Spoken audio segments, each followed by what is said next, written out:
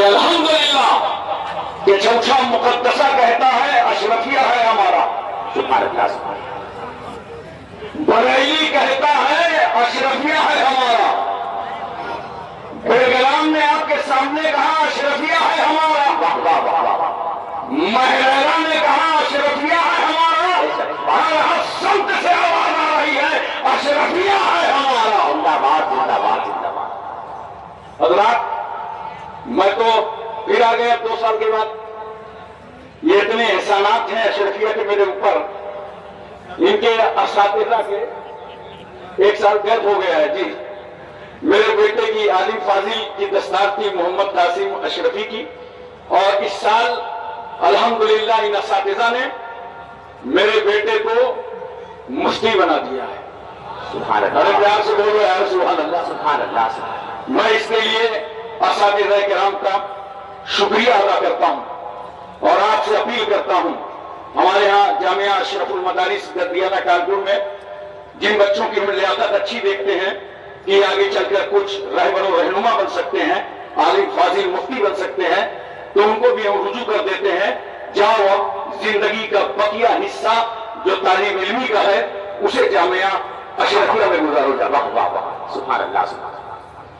تو محترم سامعین کرام، اتنا بڑا مجمع ہے، جو حالات ہیں ملک کے سب جانتے ہیں اچھی طریقے سے، سب واقف ہیں، لیکن اس وقت آپ اس سے ایک پیغام لے کے جائیں کہ ہمیں کتنے صبر ضبط اور حکمت کی ضرورت ہے، ہم کتنے صبر کے ساتھ کام کریں اور کتنی حکمتوں کے ساتھ کام کریں، یہ پورے ملک کو ضرورت ہے۔ مسلمانوں یہ مبارک پور سے پیغام لے کر کے جاؤ۔ میں تقریر کر رہا تھا نجیب آباد میں، اخباری نمائندے آ گئے تھے اور کہنے لگے ہاشم کانپوری ایک بات بتائیے، آج لوگ اسلام کے خلاف بکواس کیوں کر رہے ہیں، جس کو دیکھو اسلام کے خلاف بول رہا ہے۔ میں نے کہا ہاں بھائی، جسے نیتا بننے کا شوق ہوتا ہے ایک کلپ اسلام کے خلاف بناتا ہے، صبح سے نیتا جی بن جاتا ہے۔ پہلے ہمارے بزرگ بتاتے تھے کہ نیکی کر دریا میں ڈال، اب مسئلہ سوشل میڈیا کا ہے، کہتے ہیں خرافات کر اور سوشل میڈیا میں ڈال، اب یہ چل رہا ہے۔ لیکن میں نے کہا سنو، اس کا جواب دینے کے لیے میں تم کو ہندوستان میں نہیں رکھوں گا، چلو میں شہر مکہ لیے چلتا ہوں۔ میرا پیغمبر فیضان کی چوٹی سے اعلان کرتا ہے پورے مکے کے سماج کو، یا ایھا الناس قولوا لا الہ الا اللہ تفلحوا، اے لوگوں اللہ کو ایک مانو تم سب کامیاب ہو جاؤ گے۔ یہ اعلان کرنا تھا، جان کے لالے پڑ گئے، گھر سے نکلنا مشکل ہو گیا، متمول سردار قتل کا بیڑا اٹھانے لگے، نبی کے خلاف تحریکیں چلنے لگی، آندولن چھیڑ دیا گیا، راہوں کو تنگ کیا گیا، پتھر مارے گئے، گالیاں دی گئی، مجنون پاگل کہا گیا، رسول اللہ کے خلاف آندولن چھیڑ دیا گیا، نبی کے جسم مبارک پہ اجڑی ڈال دی گئی۔ 3 سال تک کے لیے خاندان بنو ہاشم کا سماجی بائیکاٹ کر دیا گیا، اور میرا پیغمبر اپنے ماننے والوں کو لے کر اس گھاٹی کے اندر چلا گیا۔ یہ 3 سال کی مدت معمولی نہیں ہوتی۔ اللہ کا رسول اس گھاٹی کے اندر جب کھانے پینے کا سامان ختم ہو گیا، پتے کھائے جا رہے تھے، کس طریقے سے پیٹ پر پتھر بندے تھے، میرا پیغمبر کہتا ہے جاؤ صحابہ باہر دیکھو، بازار میں کچھ سامان ہو تو خرید لاؤ کھانے کا۔ دشمنی کی انتہا اتنی ہو گئی کہ مارکیٹ میں گلے کا ریٹ بڑھا کے دشمنوں نے خرید ڈالا تھا۔ صحابہ واپس آئے، کہا یا رسول اللہ وہاں تو کھانے پینے کے لیے کچھ سامان نہیں ہے، بچوں کے آنکھوں میں گڈھے بھر رہے ہیں، ہونٹوں میں کپڑیاں بھی ہیں، تمام ساتھی بے چینوں پہ قرار۔ آگے کہتے ہیں یا رسول اللہ مارکیٹ میں کچھ نہیں ہے۔ میرے پیغمبر فرماتے ہیں ایک بات بتاؤ میرے صحابہ، اب تمہارا کیا ارادہ ہے، کیا رائے ہے، کیا خیال ہے؟ یہ زبان ہو کر صحابہ نے کہا تھا یا رسول اللہ نہ کھانا چاہیے، نہ پانی چاہیے، نہ دانا چاہیے، مصطفیٰ آپ کا زمانہ چاہیے۔ سبحان اللہ سبحان اللہ۔ یا رسول اللہ ہم سب چھوڑ سکتے ہیں، دامن رسول نہیں چھوڑ سکتے۔ میں ایک بات اور آپ سے پوچھنا چاہتا ہوں، محبت کے ساتھ بتاؤ، طائف میں نبی کریم صلی اللہ علیہ وسلم پر پتھر مارے گئے، مسلمانوں میں تمہیں سبق دینے کے لیے آیا ہوں، صحابہ نے گھیرا تو بنا لیا کہ نبی پہ پتھر نہ پڑنے پائے، مگر تاریخ گواہ ہے کسی صحابی نے وہ پتھر اٹھا کے پتھر مارنے والوں کی طرف نہیں پھینکا. بے شک سبحان اللہ سبحان اللہ. چوکی کی طرف زندہ باد زندہ باد. وہ پتھر دشمنوں کی طرف نہیں پھینکا، وہ پتھر ظالموں کی طرف نہیں پھینکا، بلکہ اپنے سینے پہ لیتے رہے اور صبر کرتے رہے. یاد رکھنا دوستو، تم رسول صلی اللہ علیہ وسلم کی سیرت پر عمل کرو، غلطی سے بھی تمہارے ہاتھ سے کوئی پتھر نہ اٹھنے پائے. نبی نے پتھر کھا کے پتھر مارنے کی اجازت نہیں دی ہے. واہ واہ واہ سبحان اللہ. حکمتوں سے زندہ رہنا سیکھو، بے شک صبر کا مظاہرہ کرو اور غور کرو نبی کی صابرانہ تبلیغ کا نتیجہ کیا نکلا.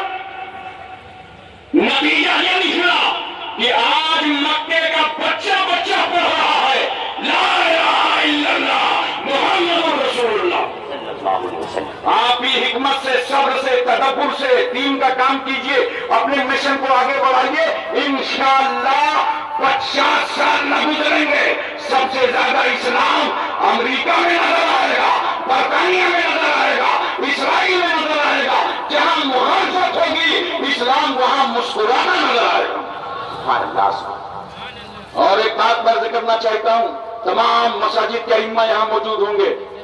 اس دور میں ایک کتنی اہم ضرورت ہے، وہ ضرورت یہ ہے کہ ہماری تمام بیٹیاں ارتداد کی طرف جا رہی ہیں اور وہ لالچ میں، مفاد میں اسلام کے آغوش سے نکلتی اور باہر ہوتی نظر آ رہی ہیں. 4 لاکھ کی لالچ دی جا رہی ہے. ان کلمہ پڑھنے والی بیٹیوں کو لے کے آؤ، تمہیں 4 لاکھ دیا جائے گا. اور یہ سوشل میڈیا کی مہربانی ہے جس کے ذریعے واٹس ایپ، فیس بک کے ذریعے سے ان بیٹیوں پر ٹوڑا ڈالا جاتا ہے. مگر میں اپنے علماء سے گزارش کرتا ہوں کہ پیغام اپنی اپنی مسجدوں میں نشر کیجئے کہ اسلام سے زیادہ کوئی مذہب عورت کو عزت دے ہی نہیں سکتا. بے شک سبحان اللہ سبحان اللہ. زندہ باد. یاد رکھو بیٹیوں، نتیجہ کیا نکلے گا؟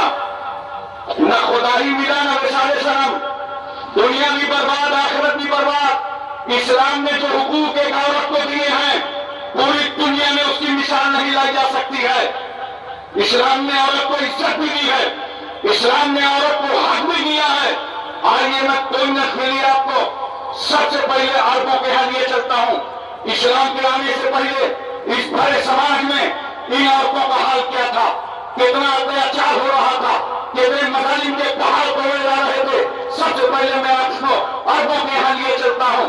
اہل عرب عورت کے وجود سے صرف نفرت ہی نہیں کرتے تھے بلکہ جلوس پردے نے جنم لیا، اپنی ماں کی گود کو مسرت بخشا، لوگ اس پر حملہ آور ہو گئے، اس کو مسل دیا. ان کی قومی غیرت برداشت نہیں کرتی تھی کہ کسی گھر میں کوئی بچی جنم لے لے. اگر ماں کی ممتا جوش میں آتی تو باپ کی نظروں سے چھپا کر اپنی تمناؤں کی تکمیل کرتی، اور جیسے ہی ظالم باپ کو خبر ہو جاتی تو دور دراز ریگستان میں لے جا کر بیٹی کو زندہ ہی پیوند خار کر دیتا تھا. اس لیے گناہ روح کا مزاج تھا، بیٹی پیدا ہوئی ہے تو جوان ہوگی، شادی کرنا پڑے گا، دوسرے کے بیٹے کو اپنے آستانے کا داماد بنانا پڑے گا. لہذا بیٹی کی جوانی سے پہلے اس کی زندگی کا خاتمہ کر دو. اور اپنی زمین پر عورتوں کو بھیڑ اور بکریوں کی طرح بازاروں میں بیچا جا رہا تھا. ہندوستان میں آج بھی عورت کو شوہر کے ساتھ ستی کر دیا جاتا ہے، اور ہندوستان کی عورت کی حیثیت ایک بے جان بت کی ہے. منو شاستر کے روپ سے بچھو سے زیادہ ڈسنے والی ہے، سانپ سے زیادہ زہر رکھنے والی ہے. شوہر کے مر جانے کے بعد، بیوہ ہو جانے کے بعد نگاہ ثانی نہیں کر سکتی، جائیداد سے محروم، وراثت سے محروم، دولت سے محروم. روسیوں کے ہاں تو مسل مشہور ہے کہ 10 عورتوں میں ایک روح ہوتی ہے. ابائیوں کا کہنا ہے وہ اچھا ہو یا برا اس کو مان کی ضرورت ہے. اس پہنیوں کی شہرت تہذیب میں عورت پالتو بیوی سے زیادہ مقام حاصل نہ کر سکی. یونان کا حال چال یہی رہا. ایران میں کمی غریب اشخاص اپنی بیویوں کو قرض میں دیا کرتے تھے، اور وہ روس کا بدترین ماحول ہماری نظروں کے سامنے ہے. جب کوئی باپ اپنی بیٹی کو صحیح چمن سے رخصت کرتا تو رخصتی کے وقت ایک ریشمی کوڑا لیتا اور بیٹی کو مار کر وہ کوڑا داماد کے حوالے کر دیتا، لے جاؤ اسی کوڑے سے میری بیٹی پر ذرا بجربوں کی گردانے گردانتے رہنا. میں سوچ میں پڑ گیا ظالم روسی، یہ تو بتا بیٹی کا قصور کیا تھا؟ بیٹی کی خطا کیا تھی؟ بیٹی کا ظلم کیا تھا؟ بیٹی کا گناہ کیا تھا؟ رخصت کرتے ہوئے تم نے کوڑے برسا دیے؟ تو ظالم کا جواب یہ ہوگا اس کا گناہ یہ ہے کہ میرے گھر میں پیدا ہو گئی، عورت کی حیثیت انتہائی ذلیل تھی۔ گوتم بدھ کہتا ہے عورت ایک فریب ہے، عورت میں دھوکہ ہے۔ اگر تم آتما کی شانتی چاہتے ہو تو عورت سے دور بھاگتے رہو۔ مشہور فلاسفہ حکیم سقراط کی آواز ہے کہ عورت کی محبت اس کی نفرت سے زیادہ خطرناک ہے۔ اگر اس نے محبت بھری نظر ڈال دی تو سمجھ لو کہ تم تباہ ہو گئے۔ اور باب کلیسا کہتے ہیں عیسیٰ روح اللہ جو سولی پر چڑھے تھے تو محض عورت حوا کے گندم کھانے کھلانے کے گناہ کا کفارہ ادا کرنے کے لیے چڑھے تھے۔ عیسائیوں کی عورت مذہب کی عاملہ نہیں بن سکتی، زیادہ سے زیادہ اتنا ہو سکتا ہے یہ نہ بن جائے اور اپنی زندگانی کو گرجا کے حوالے کر دے۔ اس کی رائے کی کوئی وقت نہیں، اس کا مشورہ قابل اعتنا نہیں۔ عیسائیت نے تو عورت کو ایسے جنجال میں جکڑ دیا، یہ بیچاری ناری اپنا نام خود نہ رکھ سکی۔ جب تک باپ کے گھر میں تھی تو باپ کی طرف نسبت تھی، شادی ہو گئی شوہر کی طرف منسوخ کر دی گئی۔ زمانہ ماضی کا پادری عیسائی کہتا ہے عورت خانگی خطرہ ہے، عورت مرغوب آفت ہے، عورت آراستہ مصیبت ہے، عورت پیدائشی وسوسہ ہے، عورت شیطان کے آنے کا دروازہ ہے، عورت مردوں کے تباہ کرنے کا آلہ ہے۔ غیر مسلموں کا قانون کہتا عورت تقدیر سے زیادہ خراب ہے، طوفان سے زیادہ تیز ہے، جہنم سے زیادہ عذاب دہ ہے۔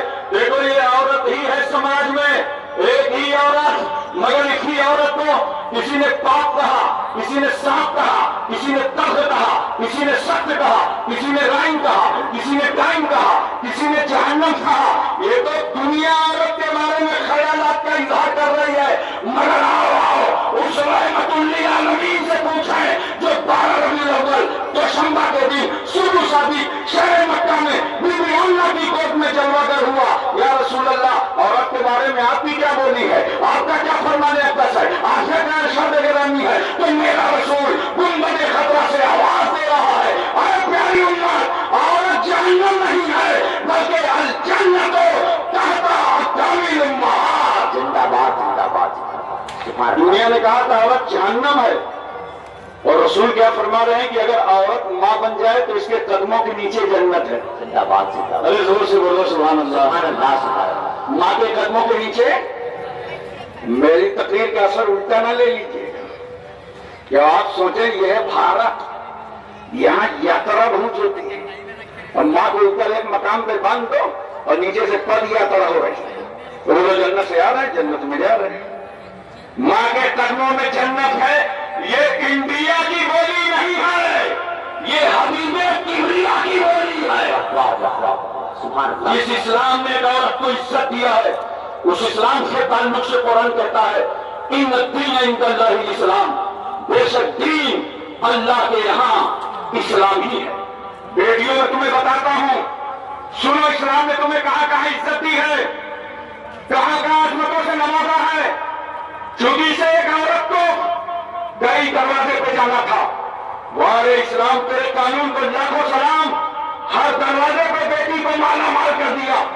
جب یہ بیٹی باپ کے مال میں پیدا ہوئی تو اسلام کہتا ہے باپ کے مال میں تیرا حق۔ واہ واہ واہ شادی ہوئی، اسلام نے کہا شوہر کے مال میں تیرا حق۔ واہ واہ واہ۔ ماں بنی، اسلام نے کہا بیٹے کے مال میں تیرا حق۔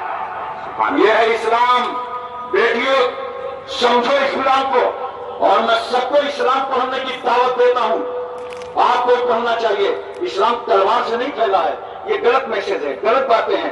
آپ بتائیے لوگوں کو، اپنے پڑوسیوں سے، ہندوستانیوں سے محبت کرو، ان کے ساتھ برتاؤ بھائی کی طرح کرو، اخلاق سے پیش آؤ، محبت سے پیش آؤ، اور بتاؤ کہ اسلام تلوار سے نہیں پھیلا۔ ورنہ مجھے بتاؤ کہ جس وقت عمر ابن خطاب نے دار ارقم میں جا کر رسول اللہ کے قدموں پر کلمہ پڑھا تھا تو تلوار کس کے ہاتھ میں تھی؟ ارے بولو، تلوار کون لیے تھا؟ عمر لیے تھے، تلوار بھی لیے تھے، مسلمان بھی ہو رہے تھے، تلوار بھی لیے تھے، کلمہ بھی بول رہے تھے، تلوار بھی لیے تھے، غلامی بھی اختیار کر رہے تھے۔ گئے تھے بڑے تاؤ میں جا کے نبی کے پاس کھڑے ہو گئے، نبی کی نظر عمر پر، عمر کی نظر نبی پر۔ نبی نے مسکرا کے پوچھا عمر کیا ایمان لانے کی عمر نہیں آئی؟ سبحان اللہ سبحان اللہ۔ یہ سننا تھا کہ قدم رسول کو گرے گا، سرکار پڑھا دیجیے۔ اچھا ایک بات اور سنو، توجہ چاہتا ہوں. عرب کا ماحول تھا کہ کسی جماعت میں 45 آدمی ہو 40 آدمی ہو جائیں تو رجسٹرڈ باڈی ہوتی تھی. جیسے ہمارے یہاں سوسائٹی ٹرسٹ کا رجسٹریشن ہوتا ہے نا، 11 آدمی 7 آدمی 9 آدمی، اسی طرح عربوں کے یہاں 40 آدمی ہو جائے تو رجسٹرڈ باڈی. 45 لوگوں نے کلمہ پڑھ لیا تھا اور عمر کو غصہ آ گیا کہ ایک اور پڑھ لے گا تو مسلمانوں کا رجسٹریشن ہو جائے گا. اسی لیے تلوار لے کر کے چلے تھے اور فضاؤں میں لہراتے جاتے تھے اور عمر کہتے تھے اب میں کسی کو مسلمان نہ ہونے دوں گا. خدا کی رحمت مسکرا پڑی. عمر تم کسی کو مسلمان نہیں ہونے دو گے؟ چلو چلو میرے محبوب کی بارگاہ چلو اب ہم تمہیں کو مسلمان کرائیں گے. سبحان اللہ سبحان اللہ. عمر نے کلمہ پڑھ لیا. میں نے کہا عمر تلوار لے کے آئے تھے، ارادہ صحیح نہیں تھا. کلمہ پڑھنے لگے. کہا ہاں یہ لوہے کی تلوار تھی، جس لوہے کی تلوار کے مصطفیٰ کے اخلاق کی تلوار نے ٹکڑے ٹکڑے کر ڈالے. سبحان اللہ. یہ ہے اخلاق. اخلاق پیدا کرو، اخلاق بناؤ سماج میں. تو اپنا اخلاق دکھاؤ لوگوں کے سامنے، انشاءاللہ اسلام بڑھتا جائے گا. اخلاق دکھانے کی ضرورت ہے. اچھا ایک بات اور سنو، حضرت عمر ایمان لے آئے تو 40 ہو گئے برابر. تو ایک جملہ نظر کر دو، مسلمانوں کی باڈی کو رجسٹریشن دلوانے کا نام فاروق اعظم ہے. واہ واہ واہ واہ واہ. سبحان اللہ سبحان اللہ. ایک آخری بات سن لیجیے، آپ کو کچھ پیغام لے کے جانا ہے یہاں سے، پیغام لے کر کے یہاں سے اٹھنا ہے.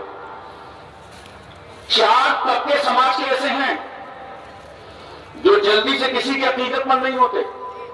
ایک دوست، ساتھی، کلاس فیلو کبھی اپنے ساتھی کا عقیدت مند نہیں ہوتا. آپ چاہے جتنی بڑی پوسٹ پہ چلے جائیں، جب آپ کا ساتھی ملے گا نا تو باہوں میں باہیں ڈال دے گا، کیسے ہو، کیا حال ہے. آپ کو خراب لگے گا، ابے میری پوسٹ نہیں سمجھ ریا، میں زیرہ ادھیکاری ہوں. مگر نہیں، ساتھی کی نظر میں تو ساتھی ساتھی ہوتا ہے. بولو. اسی طرح بیوی شوہر کی عقیدت مند نہیں ہوتی. اتنا چپ چاپ بیٹھے ہوئے لگتا ہے سب کی بیویاں بہت عقیدت مند ہیں. بولو. بیوی جلدی سے عقیدت مند نہیں ہوتی. اتنا ماشاءاللہ یہ جب ہمارے علماء ماشاءاللہ کانفرنسوں میں جلسوں میں جاتے ہیں، آپ کے گھر دعا کرنے جاتے ہیں تو آپ کتنا استقبال کرتے ہیں. نئی چادر، خوشبو، آئیے حضرت تشریف لائیے، بڑا کرم، بڑی مہربانی، بڑی عنایت، آئیے مبارک قدموں میں کو گھر میں رکھیے. بولو. لیکن ان سے پوچھنا جب میں کانپور چلا جاؤں، یہ جب اپنے اپنے گھر جاتے ہیں، کبھی بیوی بولی آئیے بڑی مہربانی ہے، بڑا کرم ہے، بڑی نوازش ہے، بڑی عنایت ہے، آئیے مبارک قدم رکھیے، جلدی سے مقدس قدم رکھیے. بیوی بولی، بیوی کی نظر میں تو شوہر شوہر ہوتا. اسی طرح بچے بڑوں کی عقیدت مند نہیں ہوتے. جو پیچھے ہیں سلام ہوگا سب سے آگے، انکوائری کرو آئے کہاں سے، راستے سے کہ تمہاری ٹانگوں کے اندر سے. کوئی بچوں کو بڑوں کی عقیدت نہیں ہوتی. ایک طبقہ سماج میں ہے، انڈیا میں نوکر، عرب میں غلام. نوکر کبھی مالک کا عقیدت مند نہیں ہوتا. ہاتھ باندھے گڑا، یس سر، جی سر، ہاں سر، اور اندر ہی اندر کھل رہا ہے کہ 6 بج گیا ہے، چھوڑے گا کب. کیونکہ نوکر مالک کا عقیدت مند نہیں ہوتا.